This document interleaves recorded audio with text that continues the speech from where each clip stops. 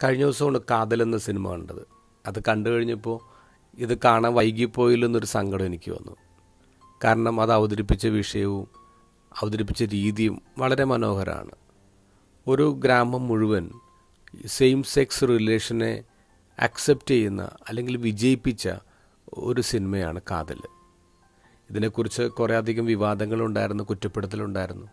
പ്രത്യേകിച്ച് കുറ്റപ്പെടുത്തലുണ്ടായത് ഒരു ക്രൈസ്തവ പശ്ചാത്തലത്തിൽ ക്രൈസ്തവ ക്യാരക്ടേഴ്സിനെ വെച്ചിട്ട് സിനിമ ചെയ്തു എന്ന പേരിലാണ് അത് കുറ്റപ്പെടുത്തലുണ്ടായത്. പക്ഷേ എനിക്ക് തോന്നിയത് ഇങ്ങനെയാണ്, ഇങ്ങനൊരു പശ്ചാത്തലത്തിലല്ലേ ഈ കഥ പറയാൻ പറ്റൂ. കാരണം ഇത്തരം മനുഷ്യരെ മനസ്സിലാക്കാനും സ്വീകരിക്കാനും സഭയെപ്പോലെ വേറെ ആർക്കാണ് കഴിയുക? ഇത്തരം ആളുകൾക്ക് മുന്നിലൊരു നോ എൻട്രി ബോർഡ് സഭ വയ്ക്കില്ല, തുറന്നിടും. ഇത് ഗോസ്പലിൽ ആ ചിന്ത കൃത്യമായിട്ടുണ്ട്. ഈശോയുടെ മേശയിൽ ഇരിക്കുന്നത് ആരാ?